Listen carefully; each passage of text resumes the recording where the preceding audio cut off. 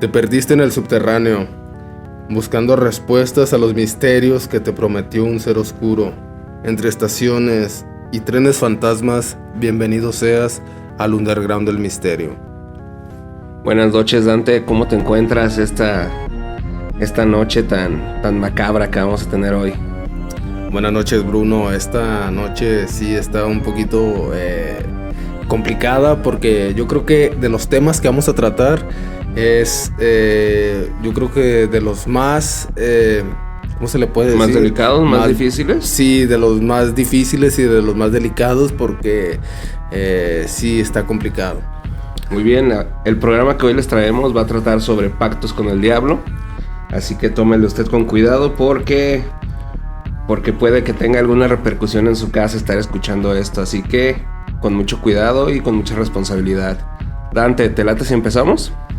Vamos de una vez y vamos adelantando los casos que vamos a tratar el día de hoy. A ver, dime qué traes. Yo traigo el tema de Teófilo de Adana. Es uno de los casos más antiguos documentados sobre pactos con el diablo.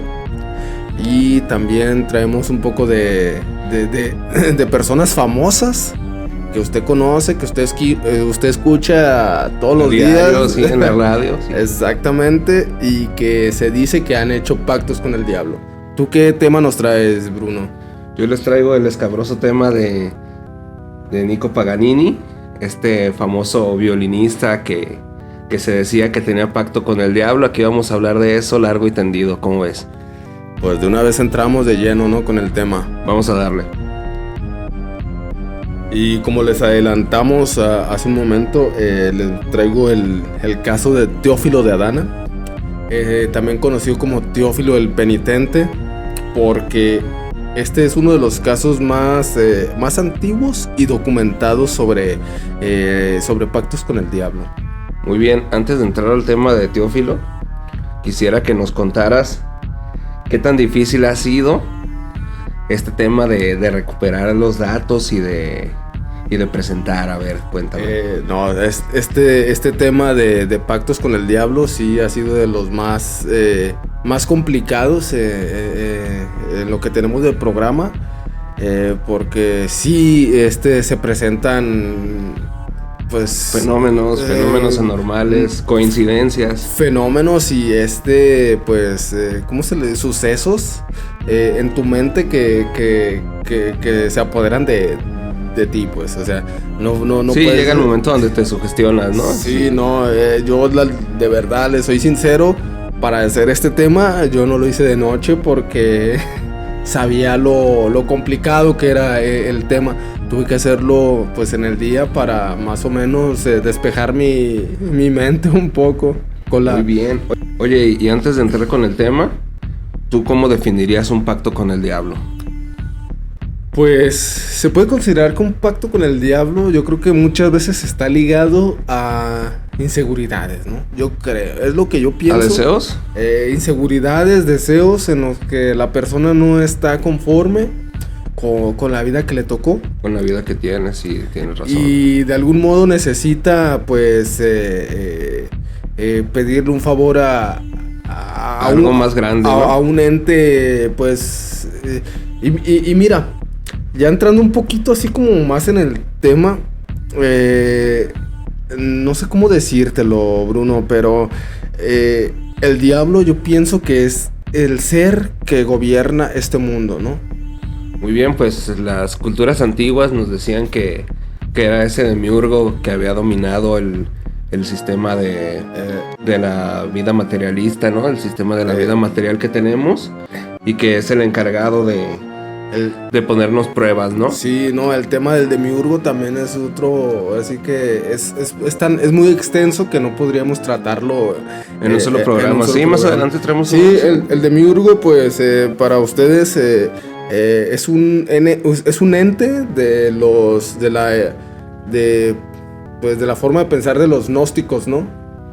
Que es un ente que juntó lo que es la energía con la materia y creó lo que es este mundo hoy en día. Pero como les mencioné, es un tema demasiado complejo y extenso como para tratarlo en este video, ¿no? Sí, antes, para cerrar ese pues ese corchete que abrimos, ¿no? Ese paréntesis. Sí. Yo quisiera decir que inclusive Jesucristo dijo que mi reino no es de este mundo, entonces... Y claramente... Pero vamos entrando al tema, ¿no? Porque no estamos así. No, es que espérate, porque es tan interesante el tema, como mencionas que Jesucristo mencionó que mi reino no es de este mundo.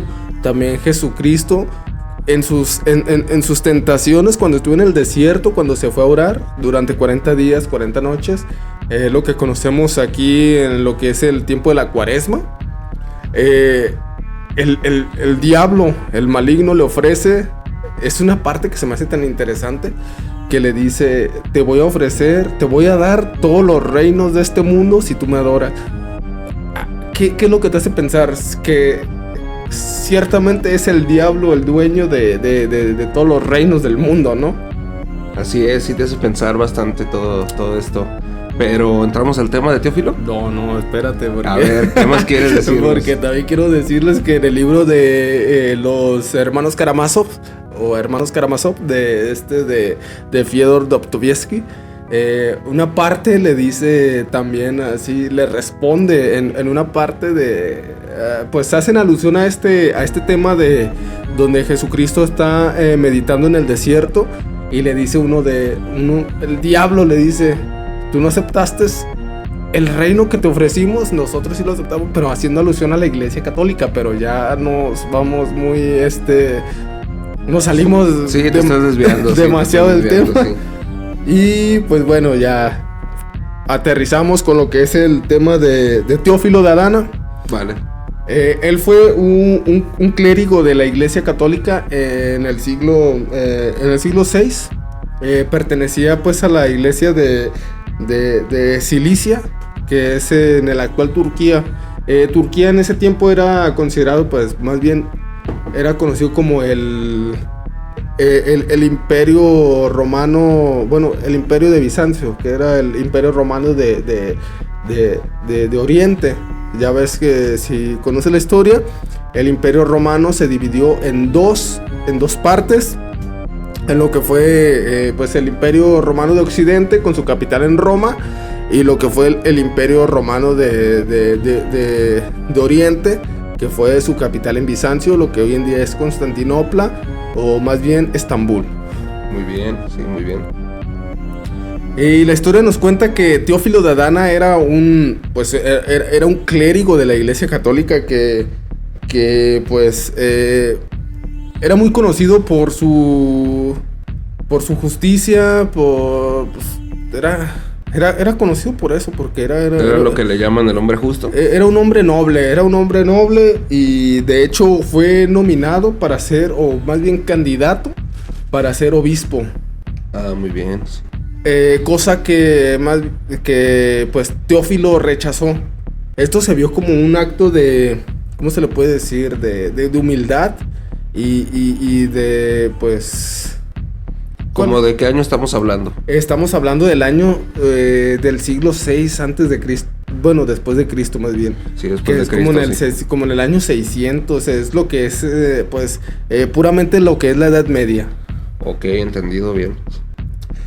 Entonces, Teófilo, al rechazar esta posición de obispo, lo acepta otro candidato, no recuerdo el nombre, y de hecho no es muy... Sí, yo estuve buscando quién fue la otra persona, pues, candidata a ser obispo. Sí. No lo encontré. La historia no lo tiene registrado. Es muy incierta la historia. Ok, entiendo. Pero sí, pues hace muchísimos años, ¿no? Sí, no, imagínate, son más de 1000 años de historia. Y así que en la iglesia temprana de lo que era el catolicismo. Entonces Teófilo, pues al verse, pues al rechazar este cargo como obispo, se vio así como que pues un hombre pues humilde. ¿Cuál es la otra palabra que se... ¿Sencillo? Sí, humilde, sencillo y... No recuerdo la palabra, es una palabra para humildad, pues. Pero después él se arrepiente de no haber aceptado el cargo de obispo. Ok, aquí es donde encuentra su camino con Sí, el diablo. Es cuando él está tan arrepentido de no haber aceptado el cargo de obispo, que en su arrepentimiento y su desesperación hace un pacto con el diablo. ¿Cómo es que hace este pacto con el diablo? Se dice que el pacto él, por recuperar su lugar, su puesto. Su lugar, su reputación, acude a un mago judío. Y los judíos de verdad tienen una cultura y una magia y una cábala. Una conexión demasiado esotérica y todo esto que tú puedes considerar pues de ocultismo. Cosas mágicas. Los judíos la tienen, no por nada, son una tribu que han perseverado por miles de años. Durante miles de años, ¿no? Sí. Y de hecho el cristianismo está influido por el judaísmo. Entonces él acude con este mago judío, que el mago le dice que la única manera para recuperar lo que, pues ahora sí que lo que fue su fortuna y no la tomó, ¿no? Sí, su nombre, su reputación, es hacer un pacto con el maligno. Teófilo, en su desesperación, accede a esto. Y sí, cuando hace este pacto, él firma un pacto con su sangre. Aquí es donde encontramos uno de esos como que puntos clave, ¿no? De que hablan sobre los pactos con el diablo, porque siempre se dice que hay que sellar este pacto con sangre. Pero además, estos pactos se sellan con otra cosa. Muchas veces es una acción terrible que tienes que hacer para sellar el pacto, ¿no? Es a lo que yo también estaba buscando, porque siempre se tiene que tiene que ver la sangre con todo esto. No sé, personas que ustedes son así que saben más de ocultismo, de este tipo de cosas, ¿por qué? Déjenos en los comentarios. Déjenos en los comentarios, porque cree usted que se usa este líquido vital para sellar un pacto. Para ¿no? sellar un pacto, sí. Y sí, bueno, como te comento, Teófilo de Adana sella este pacto, y según, se dice que el obispo que estuvo en su lugar, creo que fallece casi de manera repentina. No sé si fallece o no, o enferma, algo así, porque no está muy claro en la historia que estuve investigando. Ok, no está muy claro qué le pasó a este obispo. Exactamente, no está muy claro. Y entonces Teófilo recupera su puesto, su lugar. Tiene el reconocimiento que tenía antes. Pero esto no llenaba su alma. Su alma estaba vacía, porque fue así que claramente su alma ya no le pertenecía. Su alma ya le pertenecía al demonio, al diablo. Entonces él, al no sentirse satisfecho, cuando, no sé, yo creo que a todos nos ha pasado como que algo no nos llena, ¿verdad? Sí, como que no estás lleno del todo, ¿no? Fíjate que en este caso me acuerdo mucho de una canción de Eminem, no me acuerdo el nombre de la canción. Eminem nos gusta pero mucho. Hay una parte donde dice que él preferiría nunca haber rapeado, ¿no? Hablando claramente sobre este pacto, en la forma en la que, aunque él tenga lo que este pacto le prometió. dejó. Oye, entonces, Eminem, ¿crees que llegó a hacer algún pacto? Se dice. Porque esto ya es chismología, pues. Esto ya es chismología. porque mira, tenemos casos les vamos a hablar un poquito más adelante de famosos que se dice que han hecho pactos con el maligno, pues. Y como te digo, ya recuperando el tema de Teófilo de Adana, él se sentía tan vacío que sintió que su vida ya no tenía sentido, y él se puso a orar y a ayunar, pidiéndole a la Virgen María y a Dios que pues se arrepintió de ese pacto que hizo. Entonces él oró por 40 días. Ayunó 40 días, 40 noches, hasta que la Virgen María se le presentó en un sueño y le dijo que ella iba a interceder por él para liberar su alma. Qué interesante. Cómo esta parte de arrepentimiento, ¿no? Siempre llega en estos casos. Sí, y pues en lo que él estuvo orando después, creo que oró otros 30 días después, en su desesperación, porque se dio cuenta que pues ahora sí que el reconocimiento no bastaba como para la felicidad o para sentir la plenitud en su alma estuvo siempre vacía. Es lo que una vez yo leí también no leí, sino que más bien me platicó un amigo, donde yo trabajaba en un laboratorio. Me platicó que también de alguien que según eso hizo un pacto con el diablo. Y él decía que al final de su vida reclamaba de que no se sentía lleno, que no se sentía pleno. Y le dice el diablo, ¿sabes qué? Es que todo eso que te faltaba, yo lo estaba gozando, le dice el diablo. Qué fuerte, qué fuerte, qué interesante, qué fuerte. Yo pienso que así le pasó a Teófilo de Adana, que lo que según él quería, o sea, en realidad ni siquiera lo estaba disfrutando de él, sino que más bien era para disfrute del maligno, ¿no? Pues muchas veces así nos pasa, ¿no? Deseamos algo con todo nuestro corazón y resulta que a la hora que lo obtenemos no es tan gratificante como pensábamos, ¿no? Claramente. Pero en estos casos yo creo que siempre se presenta este arrepentimiento de haber hecho el pacto con el diablo y de no sentirse plenos totalmente. Ya para cerrar la historia de Teófilo, la Virgen se le aparece en la historia,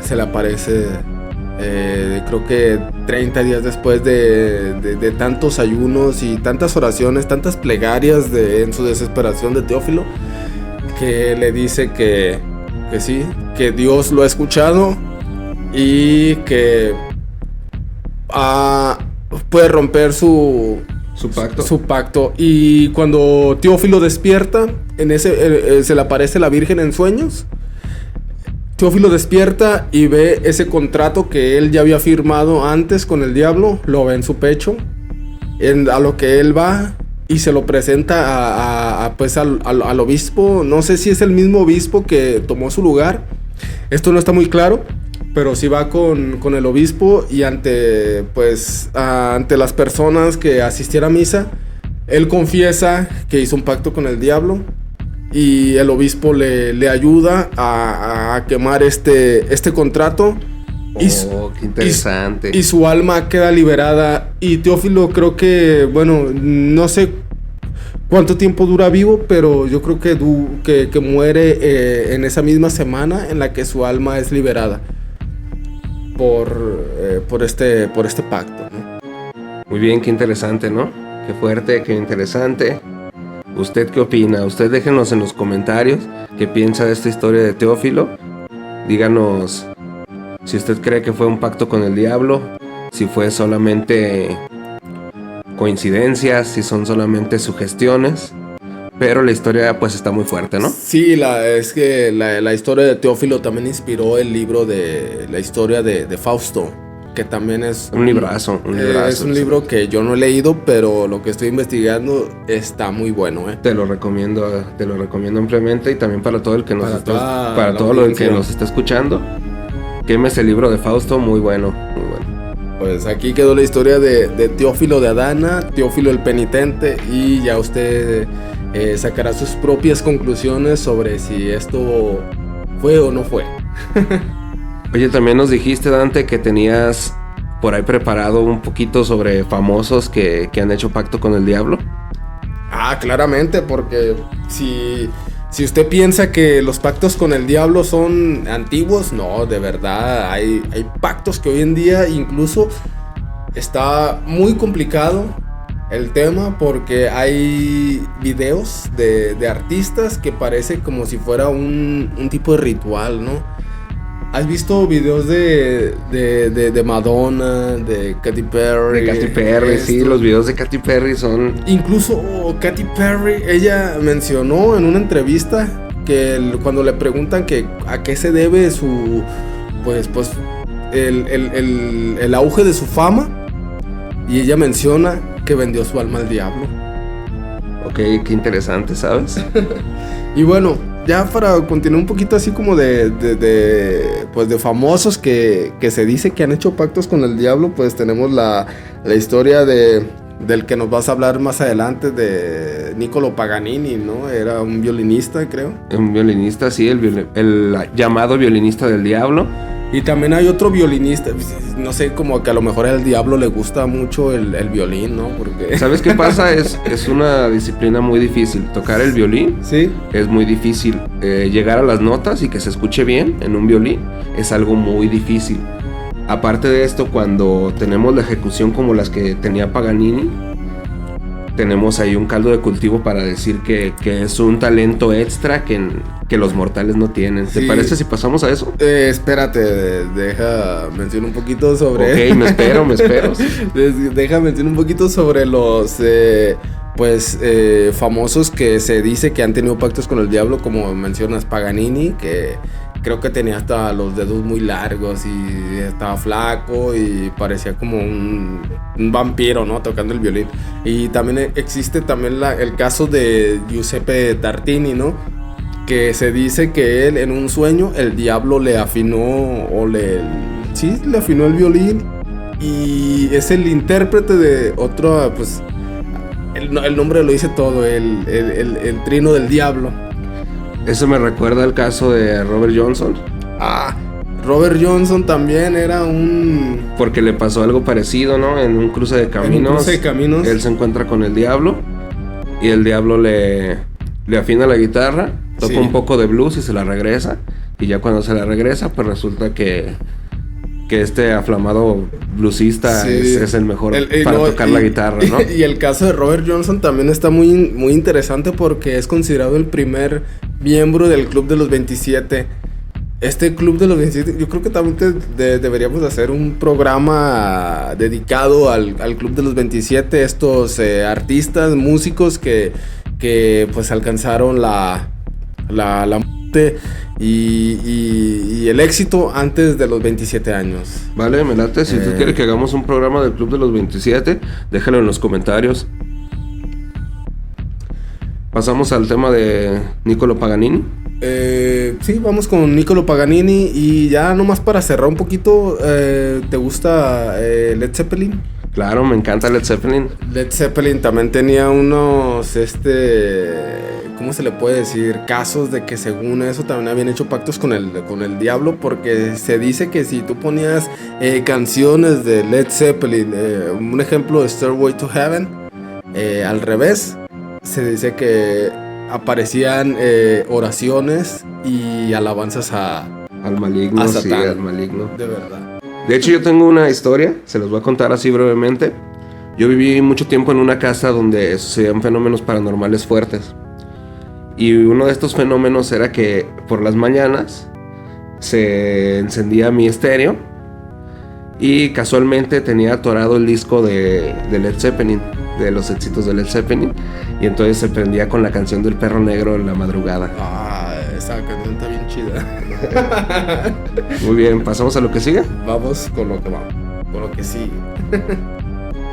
Y como ya mencionamos algunos artistas que se dice que hicieron pactos con el diablo, tú nos traes uno de los más conocidos, ¿no, Bruno? El caso de Niccolo Paganini.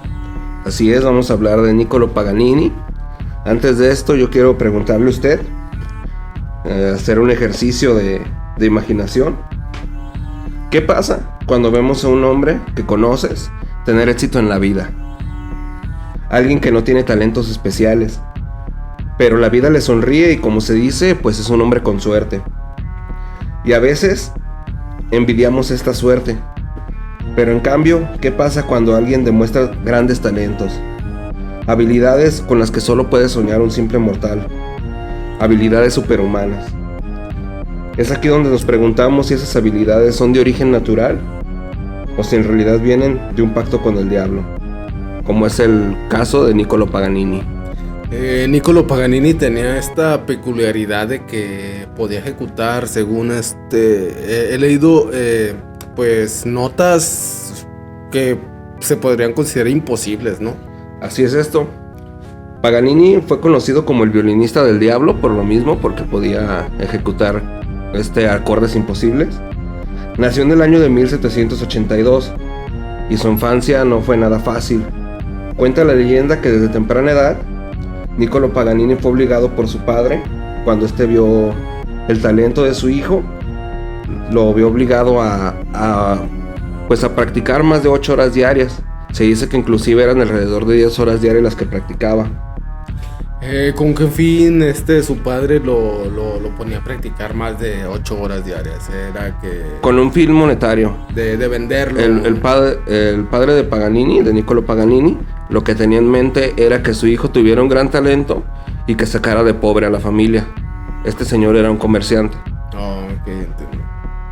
Para el siglo XIX, ya era Paganini toda una eminencia para tocar el violín. Podemos pensar que esto se debe a todos esos años de práctica, pero aquellos que lo vieron tocar decían que había algo siniestro que le acompañaba a Niccolò Paganini. ¿Qué era eso siniestro? Pero ¿por qué se decía que algo lo acompañaba? Se dice que quienes asistían a sus presentaciones podían observar sombras extrañas que parecían salir del cuerpo de Paganini. Otros decían que su cuerpo tomaba extrañas posiciones y parecía que sus dedos y brazos se alargaban de manera imposible, lo que le daba una habilidad extraordinaria a la hora de tocar el violín. Inclusive hay quienes dijeron ver al mismo demonio atrás de Paganini cuando éste estaba tocando. He leído un poquito sobre Paganini, no tanto, pero sí de lo que me llama la atención es que se dice que incluso las personas se desmayaban, ¿no? Cuando sucedía toda clase de eventos extraños. Había quienes se soltaban a gritar, había quienes lloraban, había quienes entraban como en un... Provocaba todo un frenesí, ¿no? En sus presentaciones, me imagino. Sí, así es. Vaya. La actitud y el físico de Paganini no le ayudaban mucho a desmentir la leyenda, pues este era alto, muy alto y muy delgado, además de extremadamente pálido. ¿Qué tan alto era Paganini? Fíjate que no tengo el dato exacto, solo sé que era alto, a lo mejor para su época unos 70, unos 80. Pues no es tan alto, ¿no? O sea... Pues sí, pero recordemos que para la época la gente medía un poquito menos y era un poquito más bajita, ¿no? Oye, ahorita que mencionas eso de que la gente medía menos, ¿tú crees que en algún momento las personas llegaremos a medir casi 2 metros? Así como en un tipo de evolución. Pues fíjate que se presenta este caso en algunos países, sobre todo los países nórdicos, donde son gente pues que podríamos pensar que es muy alta y a lo mejor estos genes pues van modificándose para que siga creciendo la especie, ¿no? Vale. Nos salimos un poquito del tema ya. Sí, regresando al tema de Niccolò Paganini. Niccolò Paganini tenía los ojos hundidos y una mirada extremadamente penetrante, además de una actitud que dieron paso a una leyenda. Esta leyenda es que Niccolò Paganini había vendido su alma al diablo para ser el mejor violinista del mundo, hecho que Paganini nunca desmentiría. O sea, lo entrevistaron, le preguntaron si él había vendido su alma al diablo y este tipo de cosas y... Él jamás dijo que no era cierto. ¿Cómo era este tipo de mirada como mencionas? ¿Era una mirada penetrante, hundida? Sí, tenía los ojos hundidos y la mirada penetrante, entonces... Inexpresivo, o sea... Es que para este tipo de característica, pues cualquiera se puede hacer una imagen apartada de lo que a lo mejor fue Paganini. Pues es lo que nos ha dejado la historia, ¿sabes? A lo mejor no es tan exacto, pero es lo que nos ha dejado la historia. Muy bien, regresando al tema, el hecho que Paganini vendiera su alma al diablo para obtener el talento y la fama toma un poco de sentido cuando escuchamos las obras que él escribió. Paganini, inclusive hoy en día, las partituras de se tienen que adaptar para las presentaciones, puesto que los acordes que usaba son prácticamente imposibles de ejecutar, como te decía hace rato. Entonces tienen que o partir los acordes o darle otra tonalidad para poder sí, me ejecutar la obra. Tienen que adaptarlos, ¿no? Para, por así decirlo, para el promedio, ¿no? Porque así es. Según también leí que Paganini tenía los dedos muy largos y que incluso él mismo se aprovechaba de este tema en el que lo relacionaban de haber vendido su alma al diablo. Como dices, nunca desmintió esto, pero sí se aprovechaba un poquito de esas características que él tenía, ¿no? Sí, pues al ver que la gente tenía ganas de verlo por esta situación, yo pienso que por lo mismo no desmintió nunca esto de que tenía pacto con el diablo, porque le daba cierto toque de misterio a sus presentaciones. Y entonces eso pues era como un marketing de la época, sí, muy muy poderoso, ¿sabes? Sí, entiendo. También me hace pensar en que, no sé, ahorita que estamos ya de entrada y tocando lo que son temas de pactos con el diablo, como mencioné también hace un momento en el programa, yo creo que el diablo tiene como una inclinación hacia el violín, ¿no? Porque ya ves que también... Pues creo que en general es sobre los artistas, ¿sabes? Sobre el mundo del arte, porque... Sí, dime. Giuseppe Tartini también, él menciona que en un sueño se le apareció el diablo, le afinó su violín y tocó lo que hoy en día es pues conocido como el trino del diablo. Decía Tartini que él ni siquiera estaba, ¿cómo se le puede decir? Él ni siquiera está a la par de lo que según eso el diablo tocó en su sueño. Ok, qué interesante, fíjate. Otro dato sobre Paganini es que tras su fallecimiento en 1840, la iglesia se negó casi por 40 años a enterrarlo en Camposanto, pues el obispo local le negó los santos óleos, puesto que Paganini se rehusó a los sacramentos y además no mostró ningún arrepentimiento. Hoy en día se le atribuyen sus ojos hundidos y su aspecto extremadamente pálido a la enfermedad de la tuberculosis, que es de lo que se cree que murió, mientras que los dedos extremadamente largos se le atribuyen a la hiperlaxitud articular, que es una enfermedad que presentan algunos, que es una habilidad para que los dedos, para que las articulaciones tengan una mayor amplitud a la hora de doblarse, ¿sabes? Sí, más o menos entiendo. Entonces, ¿se puede decir que Paganini falleció de tuberculosis, entonces? No está claro si fue tuberculosis o un cáncer en la laringe, pero eso es lo que se menciona, ¿sabes? Es lo que menciona la leyenda. Ya para cerrar, yo quiero decir que la única y la mejor manera de saber si Paganini tenía un pacto real con el diablo es estudiar las partituras con alguien que sepa de violín. Sí. Usted acompáñese de alguien que sepa de violín y póngale las partituras de Paganini y que esa persona le cuente qué tan difícil es ejecutar esto, para que usted tenga esa noción de si en realidad tenía habilidades extrahumanas o simplemente era un genio. Claramente es de la mejor manera en la que podemos decir si Paganini realmente era un virtuoso en su ejecución. Pues como dices, comentar con alguien que toque violín, alguien que un maestro de esto, y decir si realmente sus ejecuciones son pues extrahumanas, son posiblemente pues ejecutadas por cualquier mortal, ¿no? Así es. Pues Dante, llegamos al final de este capítulo de Pactos con el Diablo. ¿Qué tal te la pasaste? Me la he pasado muy bien, y qué bueno que ya se acabó, porque... Sí, ya estamos algo sugestionados. Usted que nos está escuchando, por favor apoya al canal. ¿Cómo lo puede apoyar? Dejando su like, dejando su comentario, suscribiéndose al canal si está en YouTube, si está en Spotify, si está en Spreaker, si está en Apple Podcast. Usted suscríbase. Y si tiene la opción, pues califíquenos con 5 estrellas, ¿no? Lo que a mí más yo pienso que lo mejor es que la gente nos deje un comentario, que nos pregunte algo, porque también nos gusta interactuar con nuestro público, ¿no? Así es, usted interactúe con nosotros, porque nosotros le vamos a contestar todos los comentarios. Dante, esto fue el Underground del Misterio. Buenas noches, Bruno. Buenas noches, que tenga usted un excelente fin de semana.